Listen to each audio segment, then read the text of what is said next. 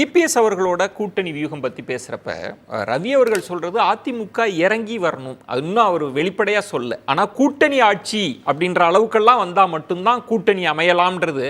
அப்படி சொன்னா மட்டும் யார் வர வாய்ப்பு இருக்கு திரு? கூட்டணி வந்து ஆட்சி வந்து கூட்டணி ஆட்சி வைக்கலையே திமுக. 2006 கூட்டணி கட்சிகளுக்கு எங்க இடம் கொடுத்தாங்க? மெஜாரிட்டி கிடைக்கல. ஏடிஎம்கே டிஎம்கே அந்த தப்பை செய்யவே மாட்டாங்க. அந்த அந்த நம்பிக்கை கொஞ்சம் கூட கொடுத்துட மாட்டாங்க. ஏன்னா அது வந்து அவங்களுக்கு வந்து தான் மட்டும் ஆட்சி பண்ணுங்கிறது தான் முக்கியமான. அதில் நீங்கள் சொல்றது முக்கியமானது. அப்போ வந்து விசிக போன்ற கட்சிகள் திமுகவிடம் அப்படி ஒரு அழுத்தம் கொடுக்கப்பட்டதாக சொல்லப்பட்ட போது என்ன சொன்னாங்கன்னா, திமுக அதிமுகன்ற பெருங்கட்சி கூட்டணி ஆட்சின்னு சொன்னாலே அது ஒரு பலவீனத்தின் வெளிப்பாடுன்னு அப்போ சொன்னாங்க. அப்படி கமிட் பண்ண மாட்டாங்கன்னு சொன்னாங்க. அதாவது அதில் அது என்ன நியாயம் தெரியல. நீங்கள் சென்ட்ரலில் வந்து நாங்கள் வந்து வேணுங்கிற மினிஸ்ட்ரிலாம் வாங்கிப்போம், ஸ்டேட்டில் உங்களோட ஆதரவு நாங்கள் இருந்தால் கூட உங்களுக்கு எதுவும் கொடுக்க மாட்டோங்கிறது. இப்போ கார்த்தி சிதம்பரம் கூட அதெல்லாம் சொல்லியிருந்தாரு. நீங்கள் unless you get a share of power இந்த ஸ்டேட், வளர்கிறதுக்கான வாய்ப்பு கம்மி அப்படின்னு. அது அது முக்கிய நல்ல பாயிண்ட். அது காங்கிரஸ் வந்து இங்கே வலுவான கட்சி ஏன் வலு இழந்தது?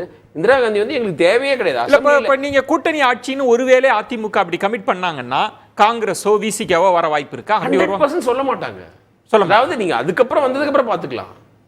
நிறைய இப்போதைக்கு அவங்க செய்ய வேண்டியது வந்து எப்படி என்ன செய்வாங்க, எப்படி டிஎம்கேலேருந்து கொண்டு வருவாங்க விசிகேவும் காங்கிரஸையும் இந்த பக்கம் கொண்டு வரதுக்கான ஸ்ட்ராட்டஜி. நிறைய சீட்டு தருவோம்பாங்க. 6 இடம் கொடுத்தாங்க இல்லையா போன முறை. இப்போ திமுக 10 கொடுக்குறாங்கன்னு வச்சுப்போம். ஒரு பேச்சுக்கு கொடுக்கறது கஷ்டம். கொடுத்தாங்கன்னா நாங்கள் 20 தரோம், காங்கிரஸுக்கு 30 தரோம் அப்படி சொல்லலாம். ஆனால் அப்போதும் இது பற்றி பேசப்பட்ட போது அவங்க கூட பேச மாட்டாங்க. அவங்க கொடுக்கறதெல்லாம் சீட்டு, திமுகவுல கொடுக்கறது எம்பி போஸ்ட். நாங்க வலுவா இருக்கோம். இப்ப கூட இவங்க விசிகாவும் காங்கிரஸும் ஏன் திமுக கூட்டணியை விட்டு விலக மாட்டாங்கன்னா, திரு ஸ்டாலின் வந்து ஒரு டிப்ளமேட்டிக்கா அந்த கூட்டணியை ஒரு ஓரளவுக்கு கிவ் அண்ட் டேக்கோட தான் அமைச்சிருக்கிறாரு. விடுறது நிச்சயமா விட மாட்டாரு. அவருக்கும் தெரியும் திமுகவுக்கு வந்து இந்த கூட்டணி இருந்தால் தான் ஜெயிப்போம். தொடர்ந்து அவங்க கூட்டணியோட தான் ஜெயிச்சிட்டு இருக்காங்க. ஜெயலலிதா 2014 ஜெயிச்ச மாதிரி தனியாக அவங்க ஜெயிச்சதே கிடையாது. பட் ஒரு டெம்ப்ட் ஆனா கூட அவர் செய்ய மாட்டார். ஏன்னா அந்த ரிஸ்க் எடுக்க வேணாம்னு நினைப்பாரு. நீங்க வந்து சீட்டு வழியா மட்டும்தான் அவங்களை நீ கூப்பிட முடியும். 100% ஏடிஎம்கே கூட்டணி ஆட்சி வாங்கன்னு சொல்றதுக்கு வாய்ப்பே கிடையாது. It's a sign of weakness. சொல்ல மாட்டாங்க, சொல்லவே மாட்டாங்க.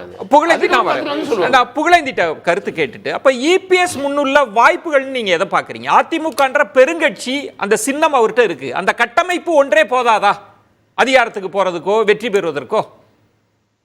இல்ல சார், போதாது. அது போதாது. நீங்க வந்து அன்பு நண்பர் சொன்னார் 2004 2009 2010 எல்லாம் சொல்லிட்டு இருக்காரு. நான் அவருக்கு அன்போட சொல்லிக்குவேன், அம்மா தோல்விகள் அல்ல. திரும்பி அடிச்சாங்க 4 சீட்னா 4 சீட்டு திருப்பி எதிர்கட்சி வாங்குற வரைக்கும் அவங்க விடல. அதே மாதிரி நீங்க 2006 61 சீட்டு வந்தோம். 6 வந்து மதிமுக, 2 விடுதலை சிறுத்தைகள் கட்சி, அன்னைக்கு மைனாரிட்டி திமுக ஆச்சு. ஆகவே 40லயும் தோத்தோம் நாடாளுமன்றத்துல. திருப்பி 37 ஜெயிச்சு காமிச்சோம் 39ல. இதெல்லாம் நடந்தது. அந்த தலைவியினுடைய வெற்றி வேற. இங்க நிலைமை என்னன்னா, பேரூராட்சியில 0, நகராட்சியில 0, மாநகராட்சியில 0, எல்லாமே தொடர் தோல்விகள். That is the difference between the leadership. அது வந்து அரசியல் பிரவேசம் அல்ல, அக்னி பிரவேசம். இல்ல என்ன செய்யணும்னு எதிர்பார்க்கறீங்க புகழேந்தி? அப்ப என்ன செய்யணும்ன்றீங்க?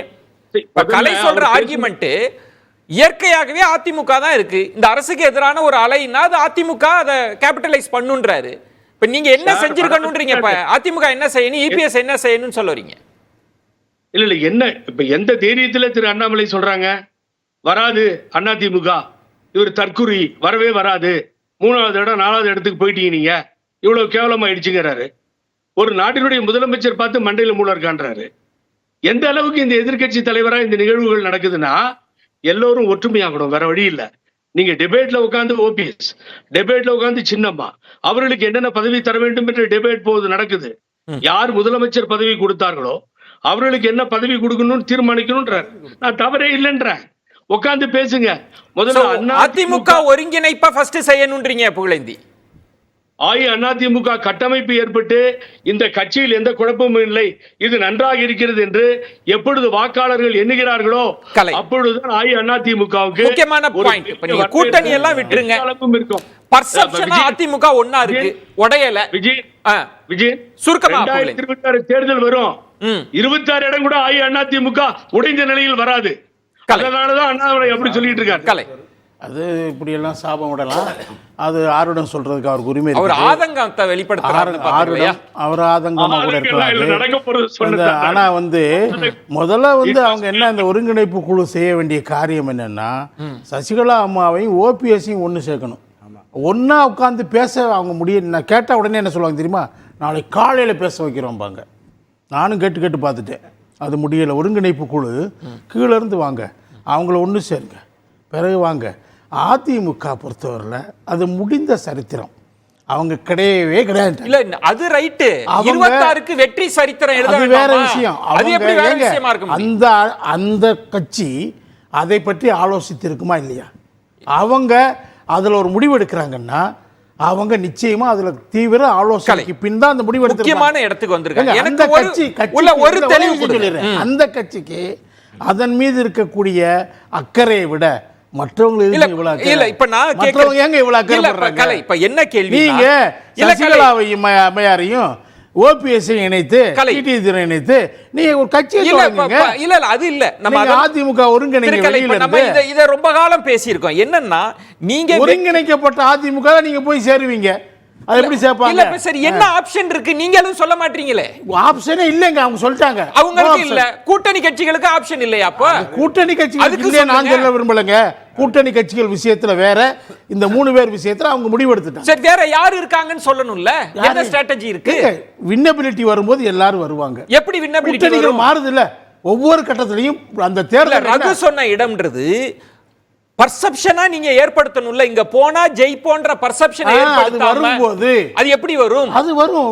திமுக எதிராக அவங்க நடத்துற போராட்டங்கள், திமுக மீது மக்களுக்கு ஏற்படக்கூடிய அதிருப்தி அதிகமாகிட்டே போறது. அது பாஜக அன்னைக்கு போகாதா?